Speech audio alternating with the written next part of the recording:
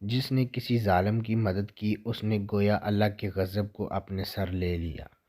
کیا آپ نے نماز جیسی اہم عبادت جو 5 وقت فرض ہے باقاعدہ سیکھ لی ہے؟ ورنہ فکر کیجئے، کامل مومن وہی ہے جس کا اخلاق اچھا ہے۔ پہلے علم پر، پھر عمل پر، اخلاص پر، اور پھر عمل قلبی آتا ہے۔ حضور صلی اللہ علیہ وسلم کے تمام کمالات لفظ ختم نبوت میں منحصر ہیں۔ اگر کسی پر بے جا غصہ نہیں کرو گے تو اللہ کے غصے سے بچے رہو گے۔ ایمان دو کے نصف ہیں، نصف صبر اور نصف شکر ہے۔ عقل مند اپنے کو پست کر کے بلندی اور نادان اپنے کو بڑھا کر ذلت اٹھاتا ہے۔ ادب بہترین کمالات اور خیرات افضل ترین عبادات ہیں۔